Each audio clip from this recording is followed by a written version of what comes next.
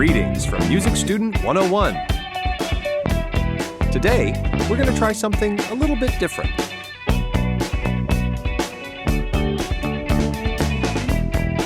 What's that, you ask? Stand by.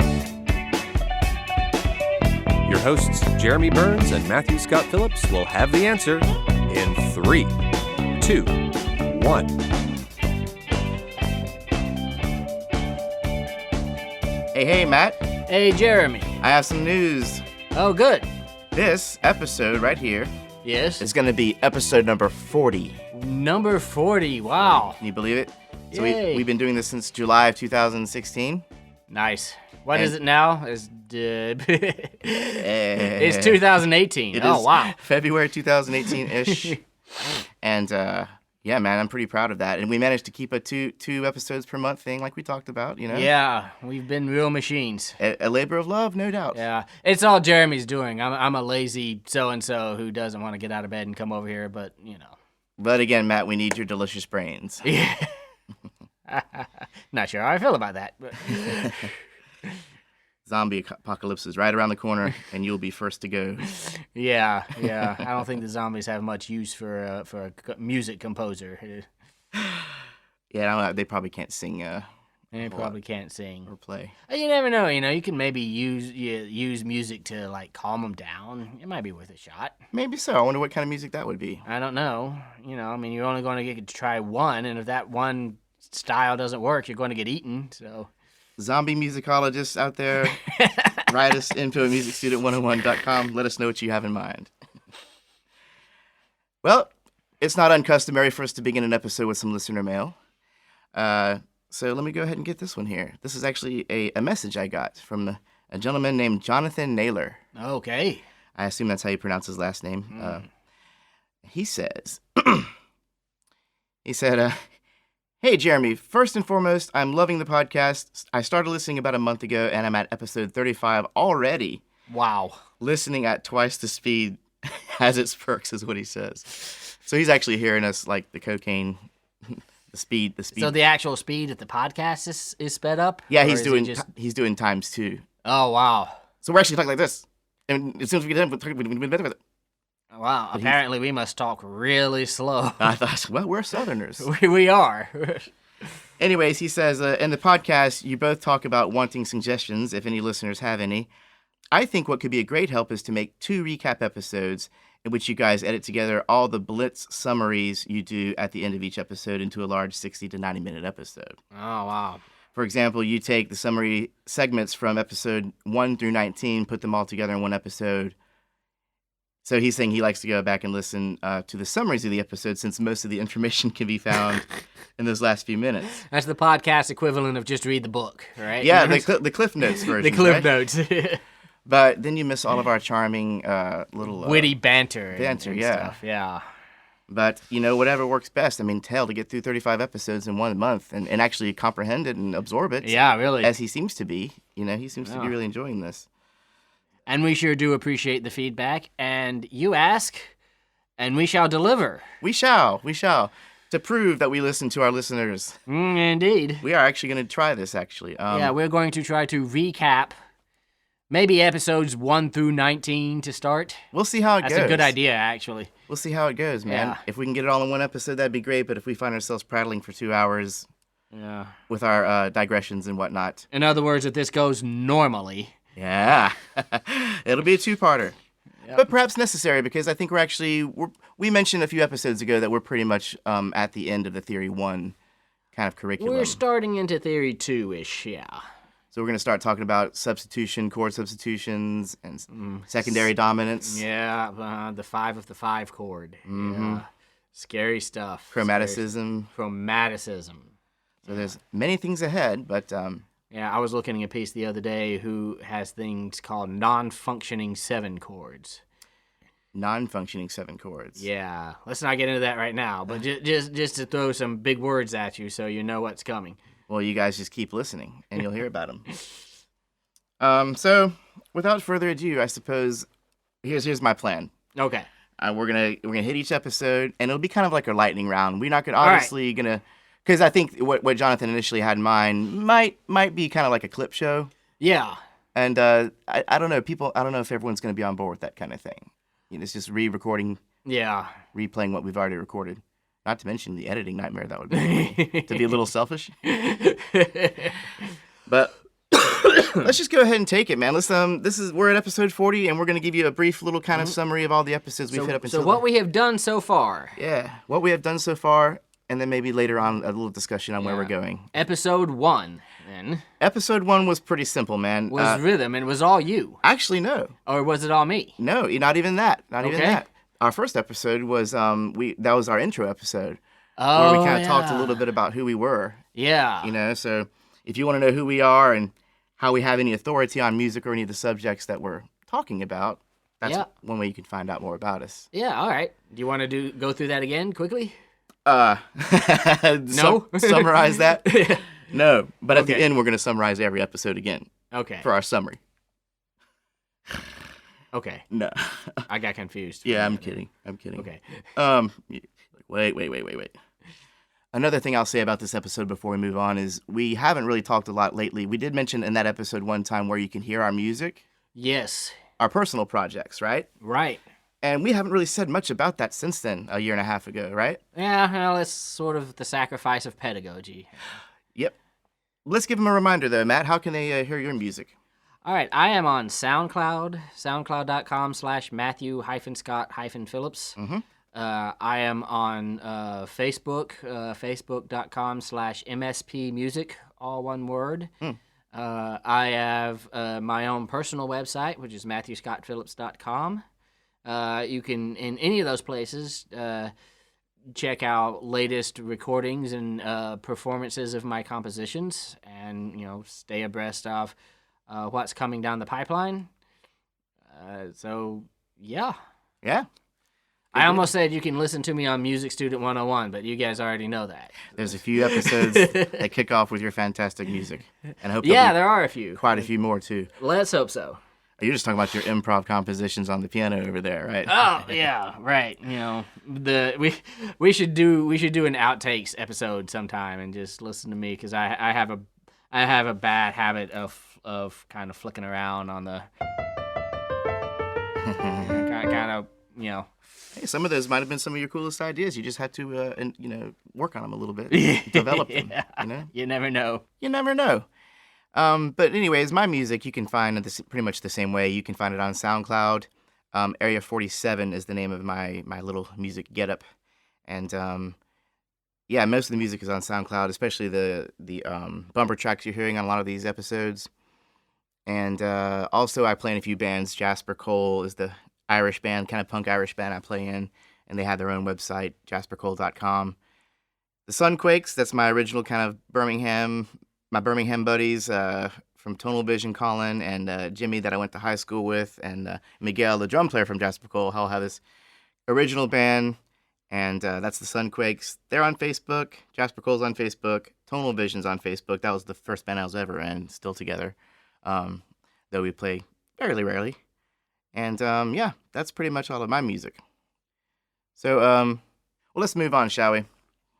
Episode 2, like you were saying earlier, is when we finally get into a little bit of theory. Okay. And I flew solo on this one. That's what I was remembering. Yeah, and basically it's kind of like a little kind of intro to scales, intervals, and triads. Uh-huh. But also what exactly a melody is, which, as we said, is just, an independent line of music moving over time. Right, yeah. Melodies are thought of as horizontal. Uh-huh. Right? So, and they're thought of as generally being one note at a time. Mm-hmm. So this is the singable component to most music you listen to. Mm-hmm.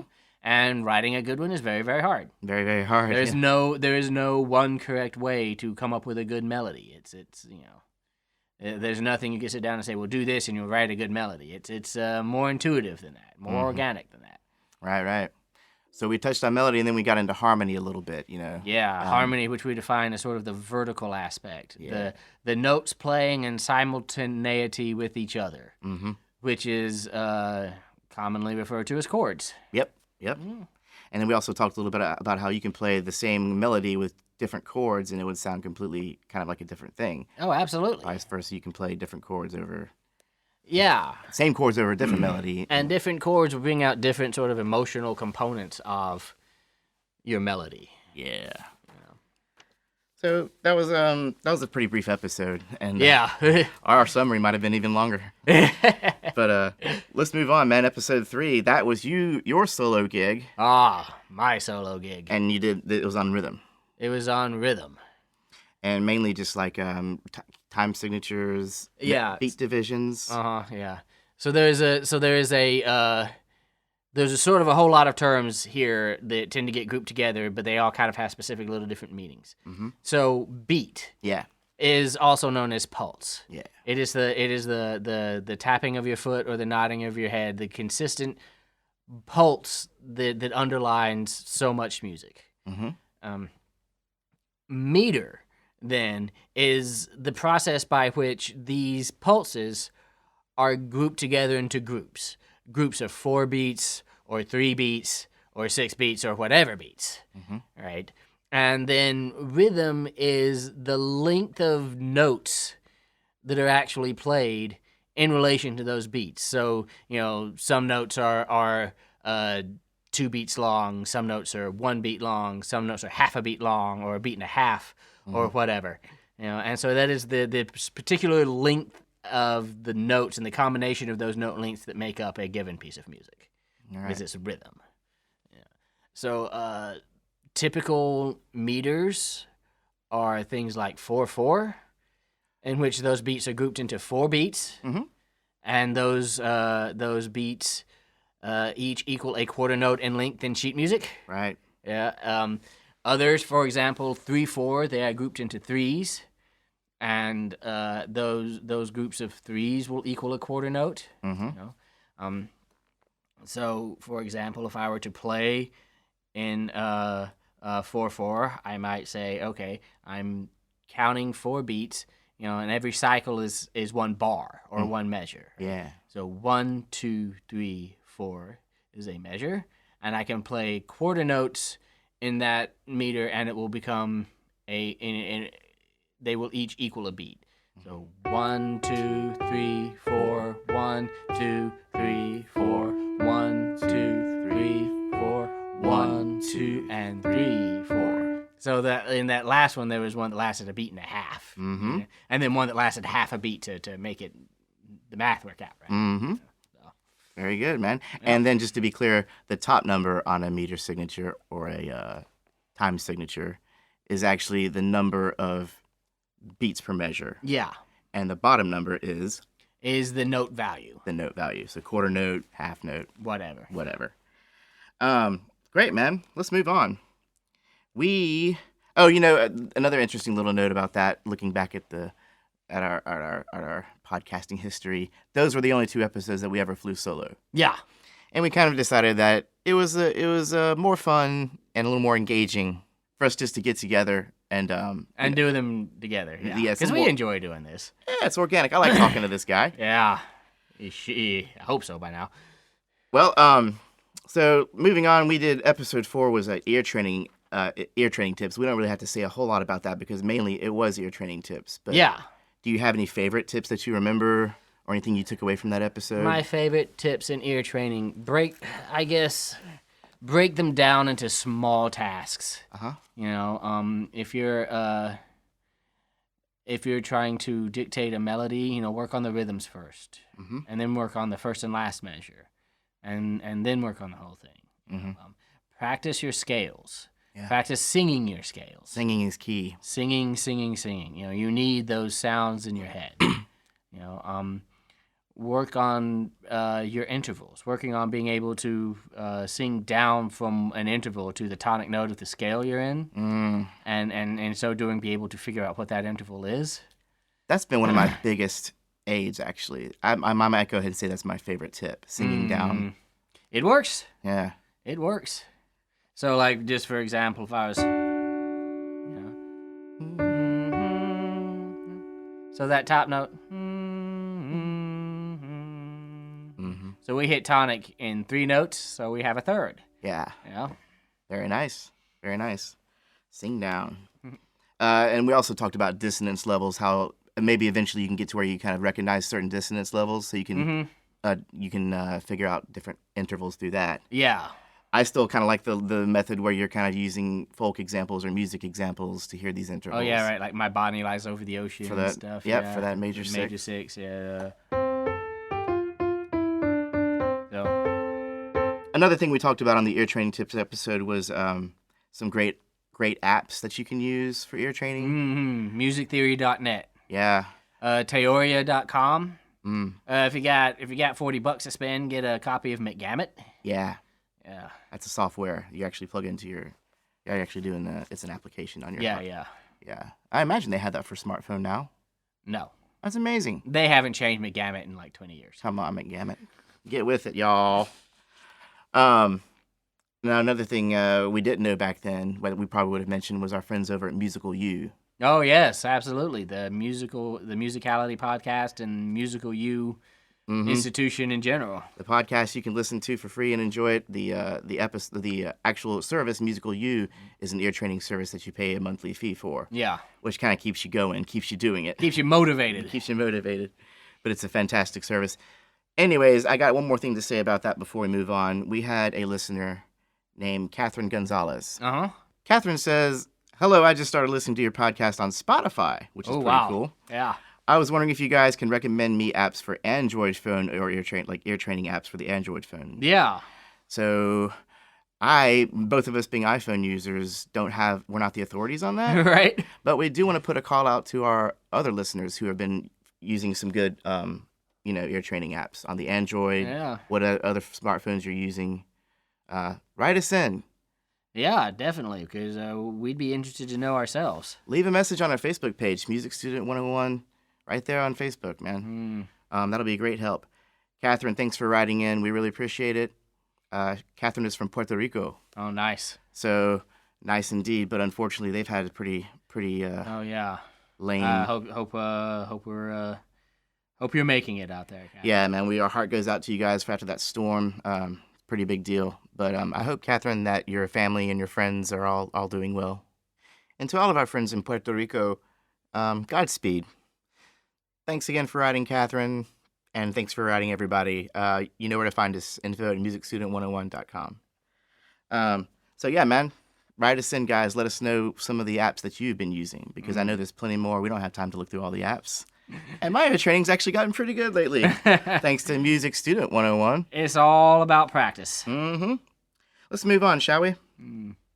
Episode 5, one of our most popular episodes ever, was episode on the major scales and key signatures. Oh, yes. And there's a whole lot of stuff that we covered in that episode. Yeah, that one was intense. But some of the highlights might involve A, the ability to read a key signature. We kind of talked about that. We talked about a couple of different ways you could do that. Yeah. Do you remember some of your cool little tricks for identifying a key signature? Well, for one thing... Major key signature. Yeah, for major key signatures, for one thing, if you have a sharp key, the tonic of the key is going to be a half step above the last sharp to the right in your key signature. Right. Yeah.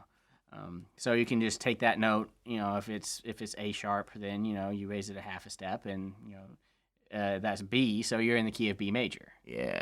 B major has 5 sharps: F sharp, C sharp, G sharp, D sharp, and A sharp. And how did you know that order of sharps? Oh, I memorized it at some point. So F, C, G, D, A, E, B. Yeah. Fat cows get drunk after eating breakfast. Or Fat Charlie gets, what was it? Fat Charlie goes down and eats breakfast? Something like that, yeah. And we figured out, I guess, the more foul or the more... Yeah, those got PG-13 pretty fast. You can... But it helps you remember them. I never forgot them. It does. And so as we sort of go around the circle of fifths and sharp keys, we're just adding one of those sharps. So C has no sharps. No sharps. G, which is a fifth above C, right? The note G, you can count C, D, E, F, G, and it's a fifth above. G has 1 sharp. It's going to be F sharp. D, which count up 5 from G, it's going to have 2, F sharp and C sharp. A is going to have 3, F sharp, C sharp, G sharp. E is going to have 4, F sharp, C sharp, G sharp, and D sharp. Where am I? B is going to have 5, like we said. F sharp is going to have 6. Everything but B is going to be sharp. And then C sharp is going to have 7. And C sharp, all the notes are sharp. That's as sharp as it gets, huh? That's as sharp as it gets. And then with the flats, your key signature is almost always the penultimate flat. Okay. So if you see 3 flats in your key signature, the next to last flat is your tonic. I see. So if I see 3 flats, they're B flat, E flat, and A flat. I'm in the key of E flat major. Okay, that's a good one. If I see 5 flats, B flat, E flat, A flat, D flat, and G flat, I am in D flat major, the next to last one. Wow. Yeah. I forgot about that one. Yeah, and there's an order of flats too, which is the order of sharps backwards. And it's just Beadgecif. B-E-A-D-G-C-F. Or Big Ed and Dan go camping frequently. Oh yeah, I remember that now. Oh yeah. Yeah. So yeah.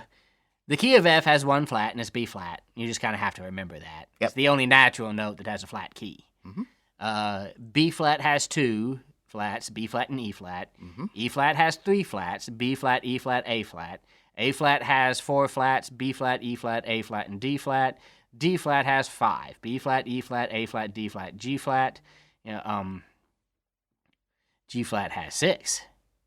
Big Ed and Dan go camping. Yeah. B flat, E flat, A flat, D flat, G flat, C flat. And then C flat has 7. B flat, E flat, A flat, D flat, G flat, and C flat. Flat as it gets. Flat as it gets. So C natural is all naturals. C flat is all flats. C sharp is all sharps. Yeah. Very nice. And we'll talk a little bit about the circle of fifths in our circle of fifths. We're getting there. We're getting there.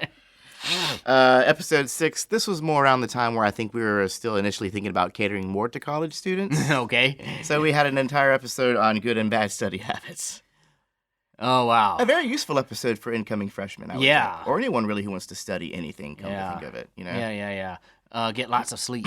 Lots of sleep, yeah. Study a little bit over a long period of time. Don't try to cram in a couple of hours. My big takeaway from that was that you only absorb your maximum absorbency potential occurs within 30 to 45 minutes, right? And then you starts dropping off. So that's another reason why the 2-hour cram session doesn't really work too well. Right. Let's move on, man. I think that's probably good for that, huh? Episode 7 was one of my favorites. I got so many favorites. I can't. This one was odd time signatures. Oh gosh. And we really kind of spent a good bit of time talking about different bands who have weird, songs. Yeah. We found, I think the one that blew me away was one of Frank Zappa's called "Keep It Greasy," and he had a measure of 1916. Wow. Followed by a measure of 2116. Ugh. I was like, oh, that hurts. Yeah, it does hurt. You really have to, So 21 beats in a measure. Mm-hmm. And then those beats are all a 16th note long. Yeah, that happens pretty fast. So, other than just a fun little discussion on things like that, we talked about ways to identify meters, right? Like complex meters. And it really comes down to identifying, first off, where the 1 is. Right. Which usually occurs on a strong beat. Well, it is a strong beat. It is the strong beat, right. It is the strong beat. It is accented in music in a variety of ways. Maybe that's where the chord changes. Maybe that's where the bass drum is. Maybe that's where an accent occurs. It occurs. It is accented in many ways, and you just have to listen on a case-by-case basis and find where that 1 is. And at that point, it's just counting up a number of beats. Until it resets on that strong beat again. Yeah. Great episode. Good times. Odd times. Odd times. All right, next up we had minor scales and key signatures. So, same situation. Minor scales share key signatures with major scales. So, example, just like E flat, 3 flats is E flat major. 3 flats is also C minor. Yeah. So, what happens here is that the minor scale version, what we call the relative minor of that major scale, is 3 half steps below. And make sure you change note names twice when you're counting down. Okay. So, E flat down to D is a half step. D down to D flat is a half step. D flat down to D is a half step. D flat down to C is a half step. So we're in the key of C minor with 3 flats. Mm-hmm. Yeah. So if you want to find the relative minor of a major, Mm-hmm. you actually count up 6. Well, that's the same thing as counting down 3. Or counting down 3, right. Okay, yeah. Yeah. And then vice versa, if you want to find the major equivalent of a minor key signature. You count up 3.5 steps. Right. Change notes every time. Yeah. You're not going... Well, change notes twice. Between the 3.5 steps, make sure you're changing note names twice. But if you're going up 6, you still have to change the note name 6 times, right? Yeah, I don't do that. Yeah. I can't count to 6. I'm a musician. I count to 4. Right. Well, cool, man. Another popular episode. Good. Same order of sharps and flats. That doesn't change. Yeah, the order of sharps and flats does not change. So A minor is no sharps or flats. This 3.5 steps down from C. A minor has no sharps or flats. D minor has 1 flat. G minor has 2 flats. C minor has 3 flats. F minor has 4 flats. And they're the same. B flat, E flat, A flat, D flat. That order's the same. In sharp land, E minor has 1 sharp. B minor has 2 sharps. F sharp minor has 3 sharps. C sharp minor will have 4 sharps, etc., etc., and they're the same sharps. Mm-hmm. Great. So next up, we had 2 episodes that kind of coincided, 9 and 10. Number 9 was intervals in theory. Intervals in theory. And then number 10 was basic intervals ear training. Right. Right? Yeah. So intervals in theory, learning how to deal with intervals and talk about intervals and understand. An interval is the distance between 2 notes, basically. And within our 12-note system, every possible combination of 2 notes has an interval associated with it. It has a number of half steps. So you can get to your intervals by remembering that a minor second is a half step apart. A major second is 2 half steps apart, and a minor third is 3 half steps apart, and a major third is 4 half steps apart. If you're ever going to do set class theory, that actually starts to come in handy. But it's also true that notes from the major scale are either major or perfect. Yeah. So if I'm in my C major scale, from C to D is a major second. From C to E is a major third. From C to F is a perfect fourth. We call it perfect for reasons that go back to the Middle Ages and how consonant ergo semi-divine they thought that sound was. But they call it a perfect fourth. Same thing with a fifth. That is called a perfect fifth, C to G. So this interval of 5 notes up in the major scale, perfect fifth. Yeah. And a major 6, and a major 7, and a perfect octave. Now it holds semi-true in the minor scale, but not really. Yeah. So when you start talking about minor intervals, they are a half step smaller than a major interval. So if I have my major third between D and F sharp, I can make that a minor third by making it smaller, either by lowering the top note a half step. So this is now a minor third. Or to go back to my original major third, I can raise the bottom note a half step from D to D sharp. And this is a minor third. Yeah. Right? So it's just a half step. However you get there, think of them as like the ceiling and floor, and then the interval distance is the space in between. So you can either lower the ceiling or raise the floor. Point is, a minor third is a half step smaller than a major third. And a diminished is a half step smaller than that. Yeah, okay. An augmented interval is a half step larger than a major interval or a perfect interval. Okay. So major third, an augmented third, enharmonically equivalent to a perfect fourth. Yes. Meaning it's the same thing. Thought I recognized that before. Yes, equivalency, enharmonic. Yeah. Same thing. Perfect octave, Different names. augmented octave. And the interval that is a half step smaller than a perfect interval we tend to call diminished. Yeah. Because reasons. Because reasons. Perfect fifth, a half step smaller, diminished fifth. Mm-hmm. Very cool. And then we had the little thing where we kind of played all the intervals and talked about quick examples of each one. Do you want to do that real quick? Yeah, sure. So just like from movie examples and stuff like that. Okay, so we have so to recognize these in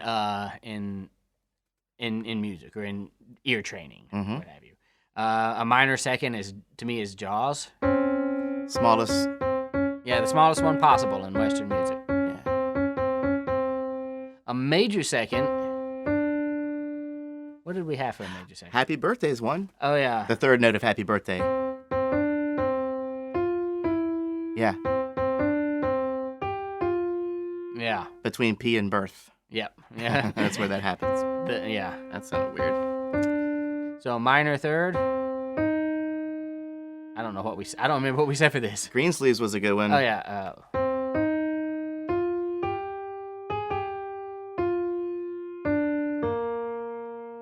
Which doesn't come on the radio all the time, but most people somehow are familiar people with. seem to know it. Yeah. So minor third is the first two notes of Greensleeves.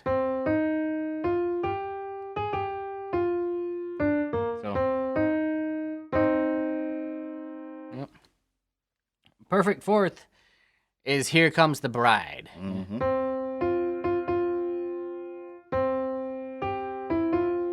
So perfect fourth. Between here and comes. Right. First two notes. All right. Diminished fifth, also known as the tritone. Mm-hmm. You can think of Maria from West Side Story.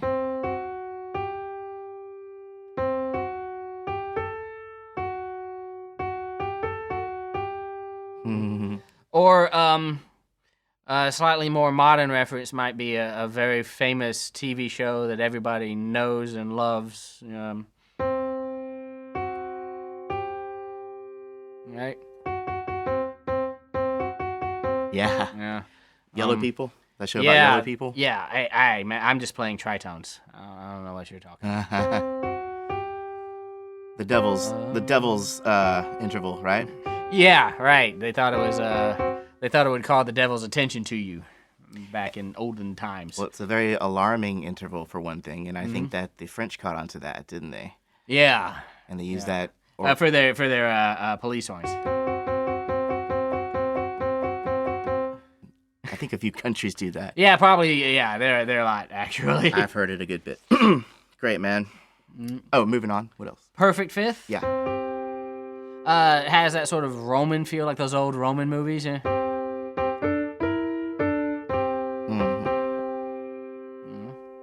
Mm-hmm. Minor six.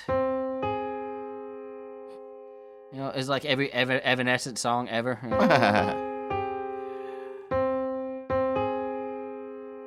We couldn't think of a lot of examples for that one, could we?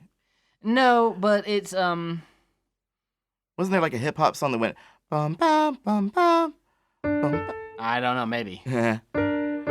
One thing I use for the minor six is to imagine where it's going to go afterward. It feels like it wants to pull downward. Oh yeah, it pulls down towards soul. Yeah. Towards that perfect Absolutely, fifth. yeah. Yeah. So if you hear that and you're kind of wanting to hear it go, yeah. There's a good chance you heard a minor six. Yeah.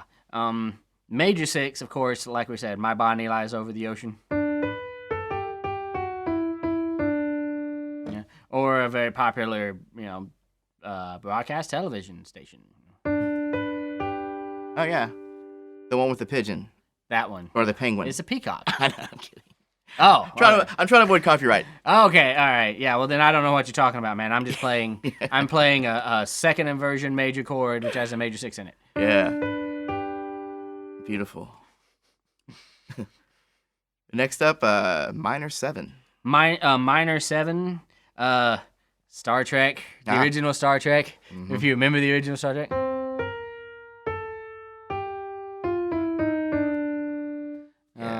I don't remember. I don't know how many people even remember that anymore. No, but that still seems to be a prime example when I Google it. Yeah. Oh yeah. Absolutely.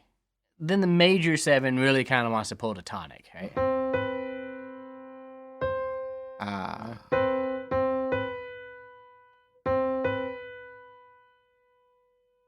Come on, Matt. Thank you. Thank you. Very nice. And then that brings us to the perfect octave. And then the perfect octave, pretty easy one. Mm-hmm. If you really need something, somewhere over the rainbow. Oh, nice. Yeah, but most people can get that one though. Mm-hmm. It's one of the first ones you kind of recognize. Yeah, because there's no dissonance at all in those. All you're doing is doubling the frequency. Yeah. Of the note itself. So if you have A220, A440 is going to be it's going to be an octave. An octave later. Yeah.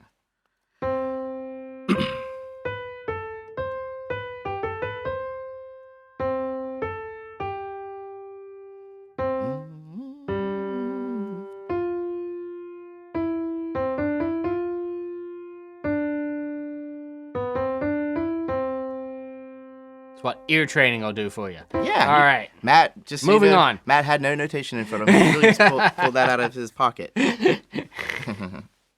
Cool, man. Let's move on. So that was the 9 and 10, the ear training episodes, basically. Intervals specifically. Mm-hmm. Now, episode 11 was another fun one because we talked about music career possibilities. I remember that, yeah. And we hit a lot of them. A lot. Just to name a few, I mean, you can be obviously in academia. There's all kinds Right, yeah. You talked a little bit about that. Obviously, you can be a gigging musician. I talked a little bit about that. Yeah. And then there's all the things that people in between and beyond that people might not have even considered, music therapists. Mm-hmm. Musicologist. Musicologist. Mm-hmm. We have our good friend Chris Knutson, who I've spoken to, and he's going to come and talk to us pretty soon about being like stage work. Yeah. Because a lot of people don't think they can get in, Right. It is a thing that you can do, and you can use your musical knowledge. Oh, absolutely. And technical knowledge to help you. Audio and sound design, audio recording. Yeah, composition. Obviously. Sound design for music and film. Composition for music and film. Film and television. Film and television, yeah. Whatever.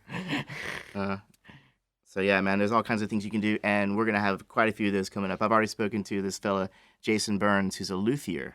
Ooh. Another thing I hadn't thought about. Nice. Now, I guess you don't have to be a musician to be a luthier. You can be it's like a woodworker, but I guess you have to, you want to know. Well, no, you have to know at least enough about the instrument to make quality work, right? Yeah. To make a good resonant. Yeah. I'm looking forward to that. I feel like you'd have to have a deep knowledge of the instrument, Yeah. And in order to have a deep knowledge of the instrument, I imagine you end up playing it a pretty good bit, right? So, yeah. Anyways, anyone who's not a musician might not think about being a luthier.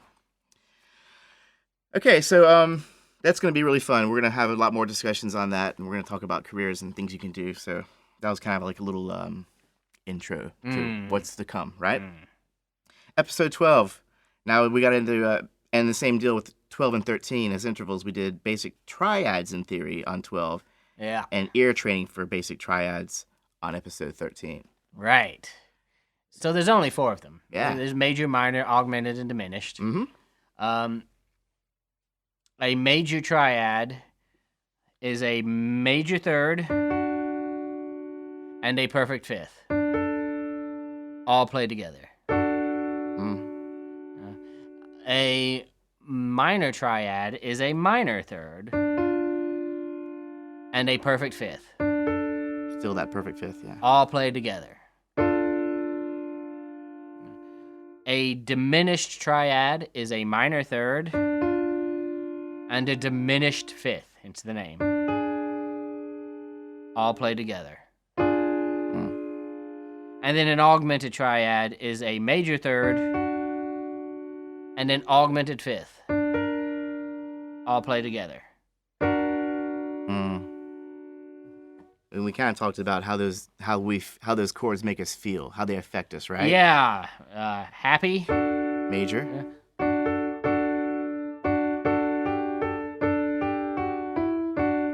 Right? Yeah. Joyful. Yeah, joyful even. Minor. Sad. Stern. Yeah, all right. But you get the idea. Yes, stern, serious. Diminished, very, very dissonant, right? Tense. Tense, very, very tense. It needs release. It's actually a chord that wants really, really bad to resolve somewhere. Ah. Yeah. Love it. And Indeed. then finally, the augmented, we talked about how it kind of has a almost disorienting. Yeah, it comes. Yeah, it's from it's a subset of something called the whole tone scale. And so it's sort of that. When anybody's about to go into a flashback in a TV show.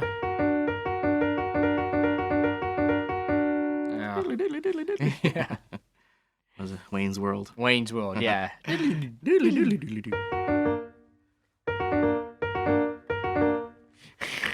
And with that, we have the 4 basic triads. The 4 basic triads. Yeah. If you want to hear them and listen to them and really get into them and dig into them, listen to those episodes. Absolutely. 12 and 13. Because there are tricks, I believe, to getting what triad, how to get a triad based on D and all that good stuff. Oh yes. Get a major D major chord and an A minor chord and all that. So next we had episode 14, being a performer. Oh. This is one of our special topics episodes. Yeah. AKA Matt didn't prepare anything to talk about. Hey, well, you probably caught on by now, our listeners, that we have we have genres of episodes, right? We have ear training. Yeah. We have theory. We have special topics. And special guests. And special guests. Yeah. And what am I leaving out? That's about it. That's pretty good. Mainly, yeah. And we keep promising to do history. History, that was it. Yeah, we did do one history episode. We'll talk about that in just a second. Yeah. But I think the main gist of that episode was how sometimes when you get up on stage and you're performing, you're doing more than just playing the notes.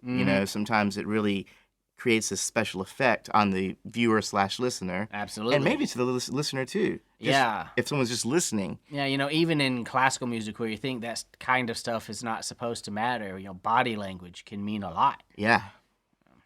Yeah, I mean, you see them kind of really getting into it and have that wild look in their eyes when they're playing busy stuff. And it's like, oh, this guy's really, really into it. And it gets you into it. Yeah. So the whole idea was kind of embodying a persona. Yeah. Right? Yep. Stepping outside of yourself if you're not that type of person. Right. And if you are, just keep on doing what you're doing. Now, that's not to say you can't play music without dancing and jumping around, right? Right. But it does seem to make a bit of a difference. Yeah, in the right context, certainly. In the right context, right? You don't see a lot of You don't see a lot of that in the studio. What was it? Who's the sitar player? Ravi Shankar. Yeah, you don't really see a lot of sitar players jumping around. He's not going to jump around. No. Yeah, it's sometimes it adds a little spice to the performance. It's a performance, right? It's a performance. Yeah. So perform. Perform. Get into it. Even if you had a really crappy day. So moving on, we had inversions and figured bass, which turned out to be a pretty useful tool. Yeah. To know about, right? Yeah. So a chord in which the root of the chord, for the note for which that chord is named, is the lowest sounding note. Mm-hmm. We consider that to be a root position chord. For example, if I'm in E major here, then E, lowest note I sound, that is root position. If I were to take that E and transpose it up an octave so that G sharp was my lowest sounding note, that is first inversion. And in when we write this in harmonic analysis, we will call that a 6. Yeah, 6 chord. Yeah, because of the interval of the 6 that's in it. Mm-hmm. Right. Over whatever Roman numeral it is. Yeah. You'll see that little floating 6. Right. To the top right. Yeah. Superscript. Yeah, there you go. And then if I were to also transpose that G sharp up an octave, we're left with B as the lowest sounding note, which is our second inversion, called a 6/4, because of the 6 and the 4 intervals that are in it. Mm. And with 7 chords, all of those same things apply. Root position, and then first inversion, and then second inversion.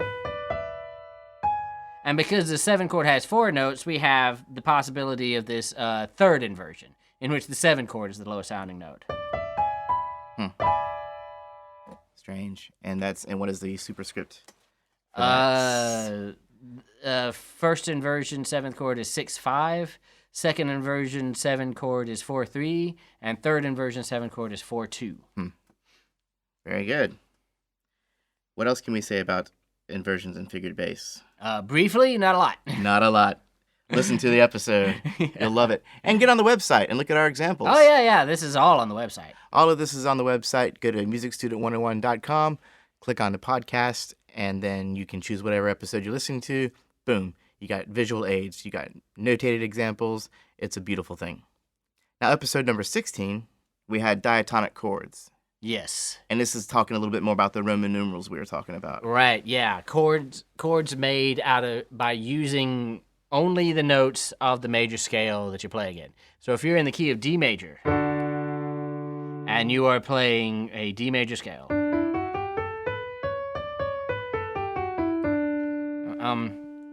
if you use those notes, you'll notice that the tonic chord D is a major chord. You know, using notes out of the D major scale, so I have two sharps, F sharp and C sharp. I'm using D, F sharp, and A, right? Major chord.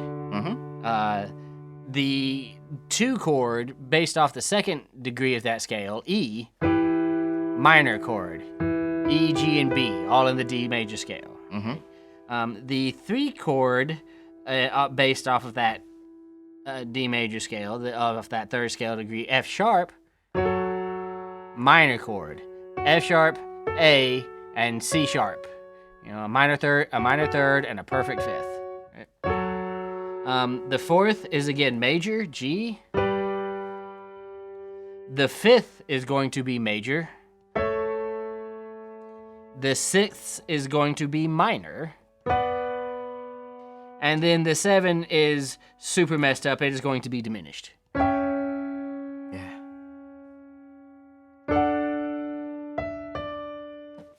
And that changes a little bit for the minor keys, right? It changes quite a good bit. So if I'm in D minor, the tonic is minor. The 2 is diminished. The 3 is major. The 4 is minor. The 5th is minor. Although a lot of times we alter that intentionally. We go in and make the 7th scale degree a sharp or a natural to make the 5 major for reasons of aesthetics, really. The 6 is going to be major. And the 7 is going to be major. Although again, sometimes we raise that up a half step to make a diminished chord right there for the sake of just aesthetics and having a good pull back towards tonic. Right. We kind of had a discussion on that on one of our more recent episodes, actually the last episode, right? Yeah. It was all about the 7 chord. Oh, yes, indeed. Great episode. Yes, indeed. So there you go. Hey. Diatonic chords. So, a lot of music and a lot of really good music uses those chord qualities. If you're on the 5th scale degree, make it major if you're in a major key, or make it minor if make the scale degree 3 minor if you're in a major key, or major if you're in a minor key, and Okay, shall we move on? Is that good for that? Yep. Okay, so episode 17 was our first official musician interview, which was fantastic, man. Matt Slocum on the piano. He's a great pianist, isn't he? He is. He's fantastic. I feel bad that people have to listen to me play piano for all those episodes after he. Well, we can't afford Matt Slocum. Every day, yeah, no. Sit there and play examples for us. Yeah, but talked about his career as a pianist and how he got into playing piano, and then we spent a little time talking about the history of the instrument. Right. Yeah. So and different approaches to practicing, warm-ups, and all that stuff. We try and cover everything we can about the instrument. We really did. On a kind of somber note, not very long after that episode, Matt was he was playing with Colonel Bruce Hampton.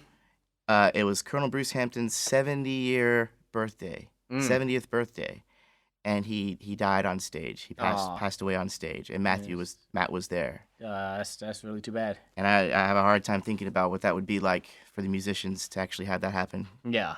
But on the other end of that, can you imagine if you're a musician like that, can you imagine a better way to go? I mean, Probably not. your 70th birthday, you're surrounded by all your friends and loved ones, your band, Mm-hmm. and he just kind of slumped over on the stage. He went down, and I think the band didn't even realize they thought maybe he was just getting into the, Yeah. and then he just didn't move for a while, and turns Wow. out that was kind of a sad moment. But Yeah, really too bad. Matthew continues to play with a lot of those musicians, and he's got himself quite a crew that he goes around with. So Cool. we'd love to see him again and hear from him again. I know he's doing great. So that was episode 17. That was episode 17. Episode 18 was our first episode on harmonic progression, which at the time we called harmonic dictation because Right, yeah. students would listen to chord progressions and have to write them down. Right, yeah. But we're kind of also just using this as a way to recognize harmonic progressions. Right, yeah. This was a very ambitious episode. I don't know what we were thinking, but we covered the 1, 2, 4, and 5 chord Oh, wow. on that episode. Oh, wow. We're nuts. We are nuts. So, some of the most basic bass lines, or most common chord progressions you'll ever find, right? 1, 4, 5, 1. Mm-hmm. Right? Nice and easy. All primary triads, all 1, 4, and 5. Based on those scale steps. Yeah. You can add a 2 chord in first inversion and substitute that for a 4 chord, and it's a little more dramatic, right? And then 5. So you hear how the 4 chord is a little bland, and then the 2 chord has got just a little bit more drama to it.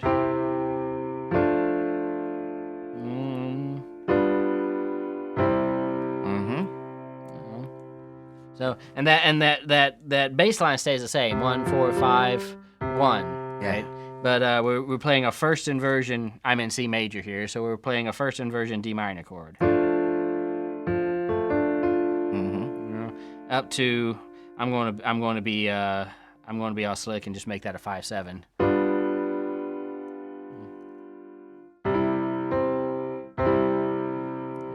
Nice. One of the big advantages to knowing our inversions is they allow us to write kind of cool bass lines. Yeah. Right? So you can do this thing where you go, from 1 to 5, 6, 4, to 1, 6, to a normal 4 chord, to a 5 chord, and then back to a 1 chord. Can you imagine a world where we didn't have inversions? That'd suck. Music would kind of suck, wouldn't it? Yeah. That was a fun episode. Yes, it was. And then episode 19. We had cadences part 1. Yeah, and I don't know if there's going to be a part 2. That might have been my mistake, actually. We covered way we too kind of much. covered all the cadences. So I might have to go back and change that. It might just be cadences. It might just be cadences. Unless we could think of something else to say about cadences. But I think we said most of it. What did we say about cadences? The idea behind cadences is that they are chord progressions that end a phrase. So I'm just sitting around here and I'm just playing stuff, I'm just playing around, and I can, and I'm coming to the end of my sort of musical phrase. I can end this in a couple of ways. I can end it with a perfect authentic cadence. PAC. Right, which means I'm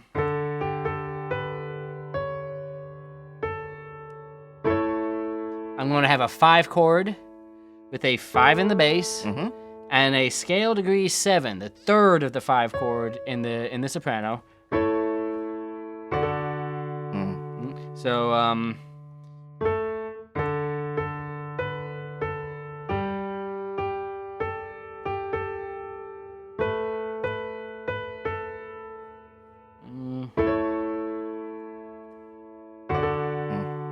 very, very satisfying, very strong cadence, right?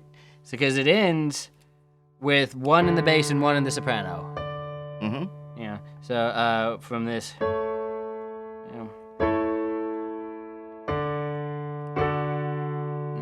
kind of sound. Very, very satisfying. That leading tone resolves right where you want it to. Yeah, the yeah, bass line absolutely. resolves right where you want it to. And both in the most prominent voices, the ones you hear most readily, the highest and the lowest. Yeah. Um, That's the perfect authentic cadence. That is the perfect. Then there's the imperfect authentic cadence, in which you still have a 5-to-1, but some of those other things don't happen. You know, either the 5 is not in root position in the bass. Mm-hmm.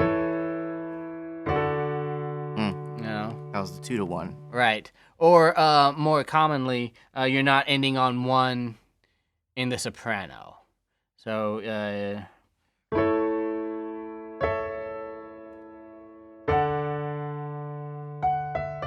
You landed on the 3rd. Yeah.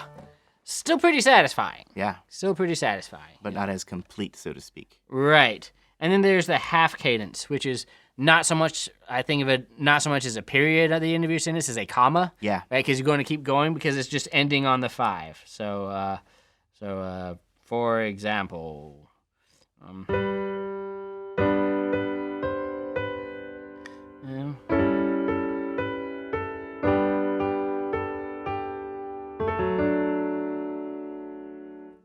right? Kind of a comma.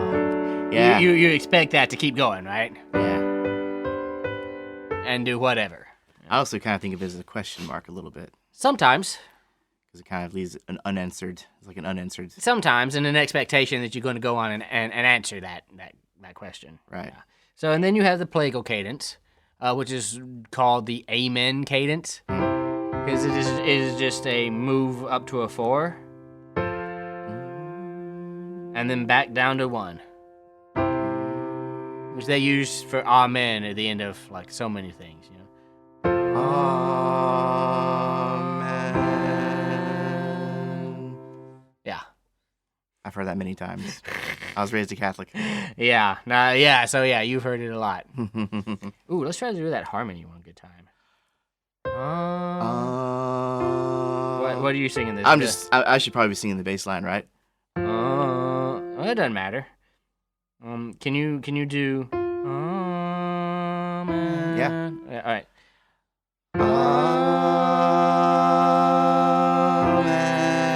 Amen. Let's do one more. I like that. Okay. All right, ready? Mm-hmm. Amen.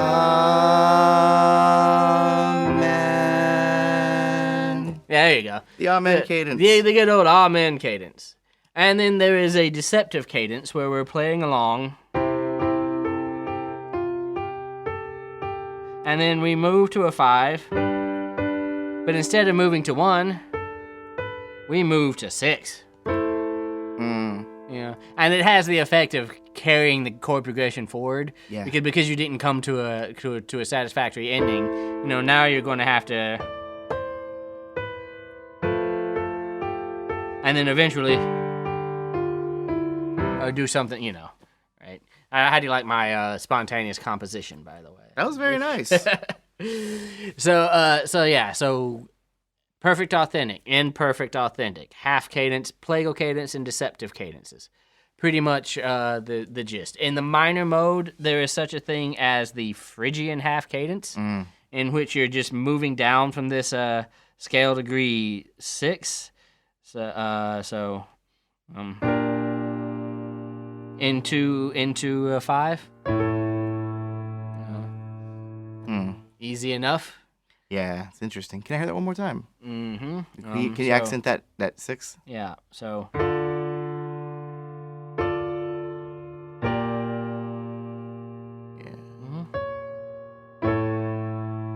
Well, so that movement in the bass. Yeah. From lay down to soul. Nice. Very nice. Yeah.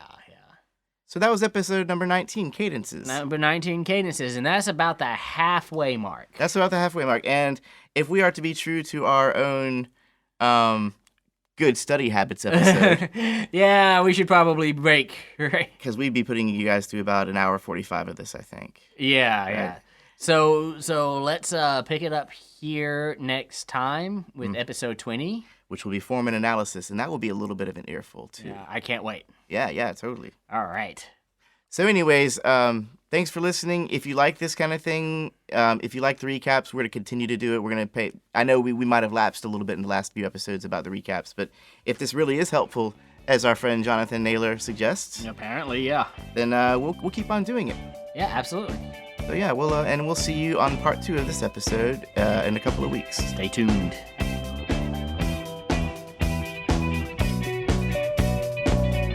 There you go. You ask, we deliver. Keep those ideas coming, and we'll continue to listen. After all, it takes a village to raise a good podcast. See you next time for part 2.